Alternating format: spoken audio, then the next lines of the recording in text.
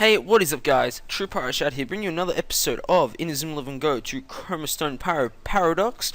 Last time we left off, we had a second attempt of fighting Gold Bear, and we once again failed, and that was quite disappointing. Anyway, remember how I said that Pyro Paradox players were being confirmed? I made one final change, and that was I replaced the Perfect Cascade Goalie with Mecha Endo. Yeah, enough said. Mecha Endo is pretty awesome. Let's quickly go over his moves. He's got Shot Pocket, Penguin the Hand, and Defensive Gaia. And also, he's the last player I have to level up for Pyro Paradox, which is very nice, and he only has 3 moves as well. As we can see, I've leveled up every single other move of Pyro Paradox. So, this guy's the last one. Now, if we go to the Perfect Cascade bot, as soon as I find him, here he is. I only powered up Power Spike up to Power Spike A, and the good thing about it is that it's the same amount of moves. 3 moves I've got left to level up, and Penguin the Hand's already Penguin the Hand Kai. I thought this was a great decision because personally I prefer Mecha Endo over the Perfect Cascade bot, and this guy gets Penguin the Hand. Personally, one of my favorite goalkeeping moves, just in general. So today I don't know who we're gonna fight. Generally, I know we're gonna fight someone, but I don't know. Actually, no, I just thought of who we're gonna actually. This is why just my mind's scattered. Let's go to this time period. Man. Just so many good teams to fight. Just so many options. Maybe there's a good team here just to fight. I want it to be a bit challenging, but hey, you don't know what happens. So let's see. Is there a good team here? Actually, yeah, let's fight Xenox, the Z team. I don't know who this team is called, but it's a team coached by Xenox, and let's go. Which uniform should we use? It's still got Cascade bots, silly Cascade bots. Let's fix that real quickly. Oops, wrong one. There we go. Get replaced. Boom, and then we'll go for Seishi Inazuma Japan uniform. Let's replace you as well. Okay, problem solved. Very nice. Alrighty. So I think we're gonna go and we'll just use our regular uniform. Yeah, that will work fine. Alrighty, so got a few things to talk about today. One of them that happened last week, which was the latest episode of Inazuma 11 Go to Chroma Stone, episode 15. So right at the beginning of the episode, there was a flashback of the match between just a little bit of the flashback. It was it showed the shot Panther Blizzard being shot and completely wrecking the team's defense, and the flashback was of Resistance Japan versus Inazuma Japan. Just having a flashback of all the new Inazuma Japan players freaking out. It's like, these guys are so much more powerful than us. How could Tenma, Tsurugi, and Shinto compete with these guys? Are we that bad? They were pretty much just panicking like crazy. They just could not stand a chance against the overwhelming power of Resistance Japan. And so Panther Blizzard was used as a quick flashback at the start, and then that actually turned out to motivate the players a lot as they go and do an epic montage of training at the training room. So that's pretty much the start of the episode. Now, a really interesting thing about this training at the training room is that Ibuki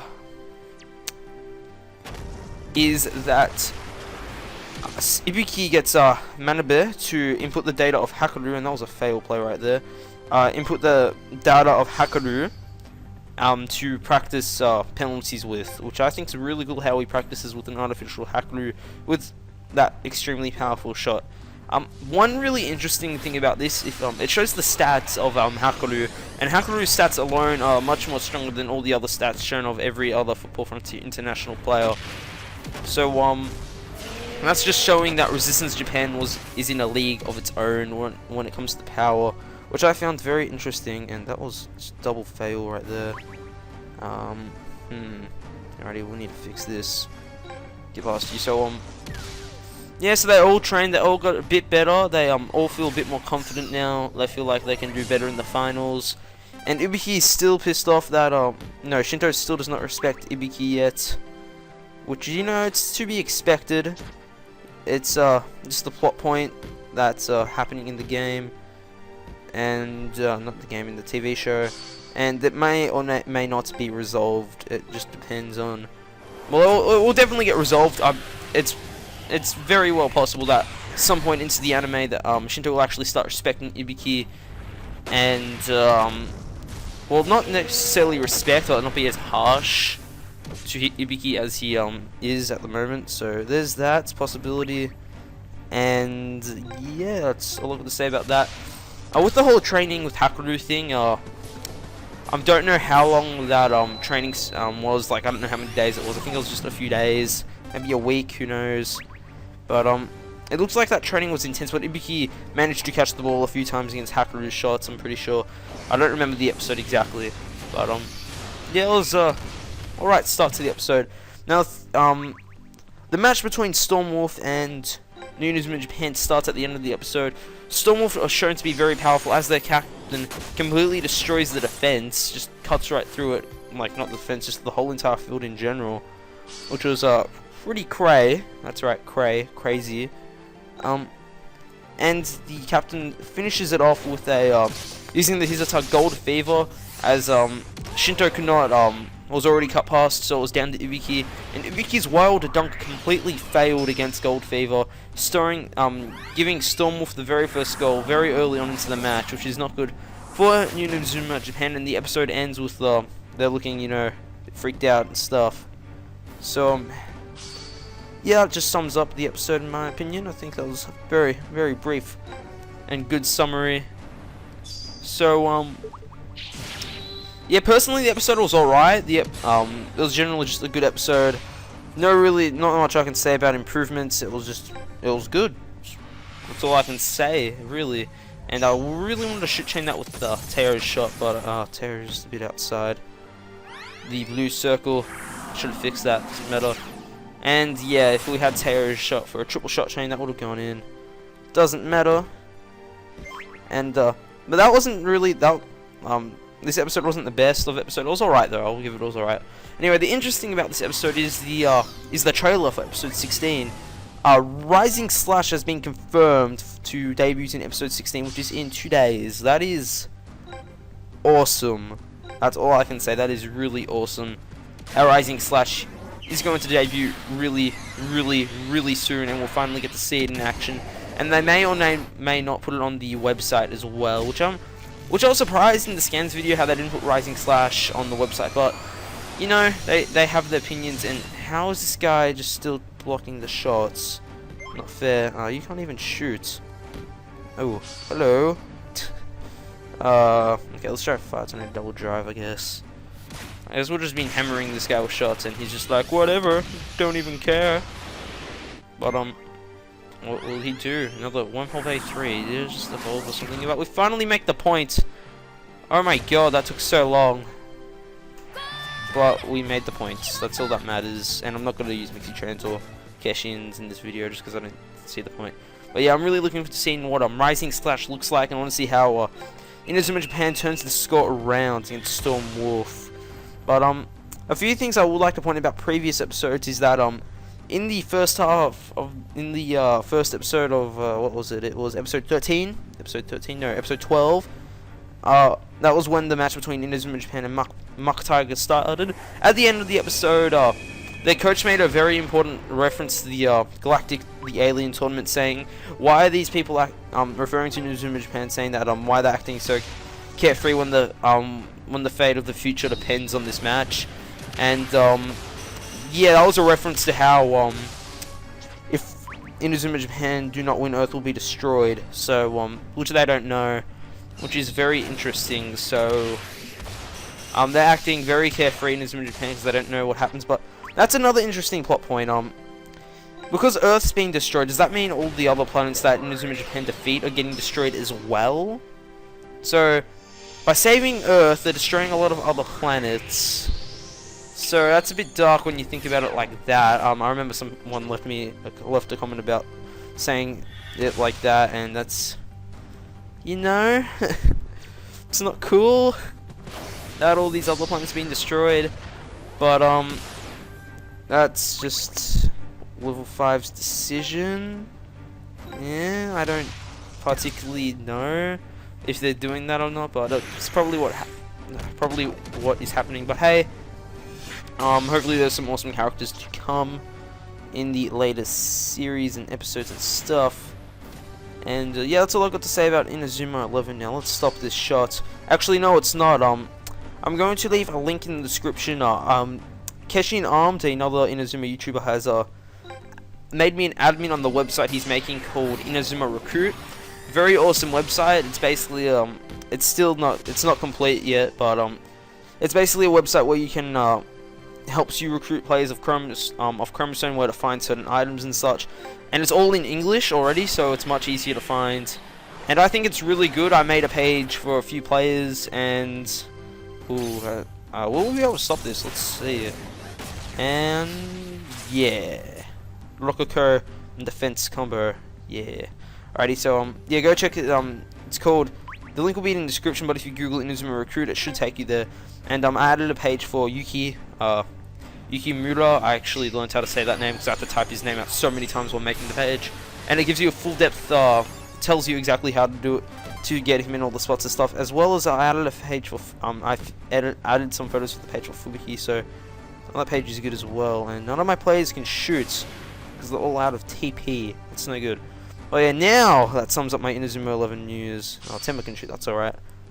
On another note, let's talk about other video games now, like Pokemon, for example. X and Y is soon going to be out. X and Y, the Pokemon games, are going to be out in the next 2 months. That is very crazy. It's exactly, not exactly, I'm not going to say exactly.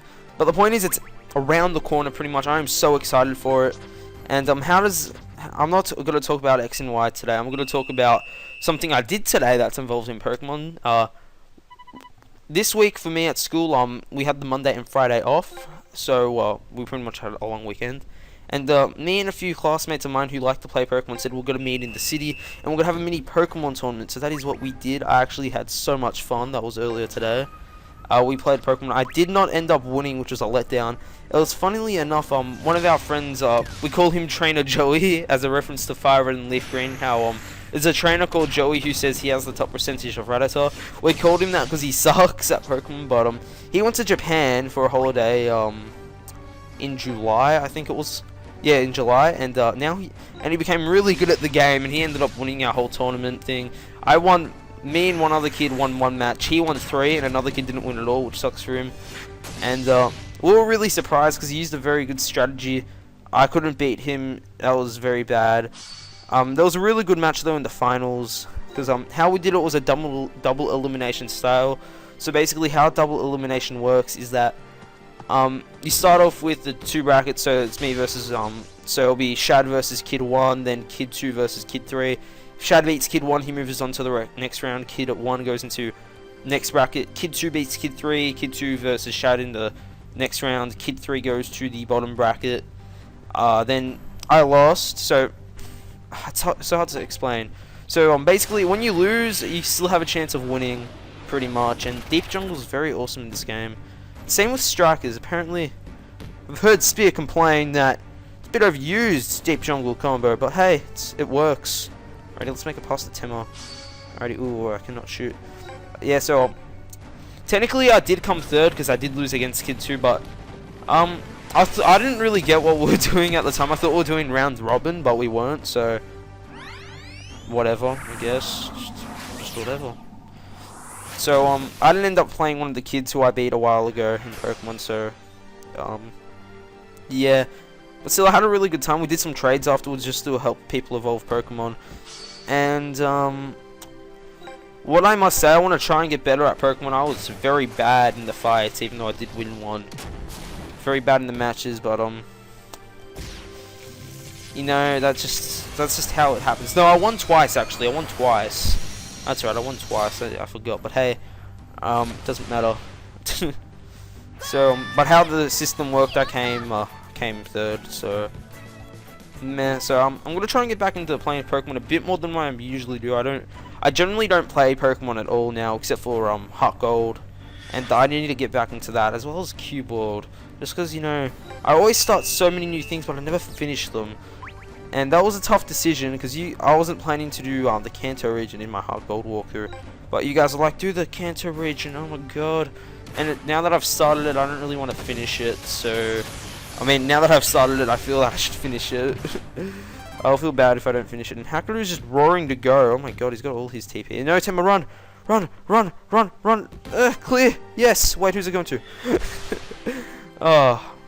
But, yeah, it was actually very fun. I do suggest, if you do have a couple of friends who like to play Pokemon, meet up somewhere and just have a few games. It's actually one of the funnest things you can do, personally. I know from experience. I actually can say that because I've had experience, so I know. But yeah, I need to try and... I want to make a new team, and I do not want to hack any of my Pokemon in, because that's a very simple way. I want to train them up and stuff. Just up to level 50, because that's easy to do. And he stopped it. Cheating guy with his Kashin. I can score with my Kashin as well, but I choose not to, and I cannot... Ooh, that was horrible. Alrighty. Oh, they're going for a tactic now. It's no good. Ready? Ooh, Ultimate Thunder. Ready? See, that sums up my Pokemon topic. I don't have much more... Don't have much else to say besides the fact we're gonna win this match. Yeah, we're gonna win. Okay, it's possible up to you. Pick it up. No, last. Okay, he's bringing out a Kashin. It's no good. It is a bird, I think. Yeah, it's the Red Falcon. I should be able to stop this with the Lantis Wall. Yeah, I should be able to stop that with the Lantis Wall Great X, and then I'll bring it up with... I'll use God Triangle to bring this guy to the gold, and I'll score with Denryoto or Tiger Drive. Because he's the last guy, I think, besides Hakuru. No, Hakuru can't shoot anymore. I think this guy's the last guy who can actually shoot with a Hizata. Righty, what am I looking for? Where is it? It's God Triangle. There it is. Use. This is a very awesome move. Just look how good it is. Just, you know, pass back, pass to the side, and boom, we're at the goal. It's such a powerful technique. And look at that. If... I swear, God Triangle can pretty much flip the situation for you, and you can select which player you bring it up as well, which is very awesome. Alrighty, let's go for the Denryoto, because that's stronger than our Tiger Drive. And Tiger, he shoots with his 328 power. And does he score? Does he score against Lucky Dice? He does not. So, yeah, that was a moderately large power difference. Alrighty, you can't shoot. Let's pass it to... You can also can't shoot, but you can. Surprise, surprise. Let's go for a Tiger Drive this time, just to mix things up. Yeah, raw Tiger Drive. Phew. I don't know. These sound effects are horrible, I must say. And Keshin armed. That's a weird Keshin armed. I don't know. Ooh, wormhole that will stop this. Yeah, barely though. We're getting there. Getting there. Well, actually, no. That was a large difference than before. Meh. Alrighty. The problem is I don't want to bring out Kashins or anything, and I've already shot with all my guys who can shoot, and I don't really feel like switching my players out. So that's noobish. Alrighty, they've got an opening now. Let's chase him down with Hakuru. And now we're in for... Actually, no, let's use this guy. Let's use this guy. And we'll still with Vanishing Cuts, Great X. Actually, I thought of a theory before. It involves an Inazuma 11, of course. So, Ibiki has a new Hizasawaza, and it's going to be used in Stormwolf now. Minaho, I think that's name, is the kid with orange hair. He's suspicious of Ibiki because of... Not Ibiki, Matasagi. Just because of the way he acts, and he says, is that the real you? Because it sounds like Matasagi has a bit of a dark side. So maybe Matatagi will reveal a new Hizata in Stormwolf match. As parkour attack will stop against Makataga, so maybe he'll see Ibiki's play and think, hey, I can make a new Hizata as well. And it's like, Ultra Parkour Attack! Or something like that, I don't know. I'm thinking of what would Ibiki, Matatagi's next Hizasawaza name be. Because you can't really make any comparisons, because it is true that, what was it that, Ibiki's Hizasawaza, not Makataga, Wild Dunk is a reference to basketball. But Rising Slash, that doesn't really make a comparison to basketball at all, as far as I'm concerned. And let's make a pass. So Rising Slash, like, I don't know if I see it. It might be like it might have somehow reference basketball. And Parkour Attack does make a reference to Matasagi in general, how he's really fast, and parkour involves fast movements and strength and stuff. So maybe you'll have a combo Hizasawaza with Temma in the final match. In Stormwolf. Who knows? I doubt it though. Maybe even with Tsurugi. But I do hope he gets a new Hizata, Matatagi, just because parkour attack, it has grown on me a bit, but it's still not the best move, and I swear every time the match is over I'll always accidentally unplug the cord. And I should should really get a better cord, I must say, because this one's really bad. And I actually do have another cord, and there we go. Okay. But yeah, so maybe Masasaki will get a new Hisasawaza as well. Anyway, guys, thank you so much for watching this episode of Pyro Paradox. This is TruePyroShad signing out. Peace.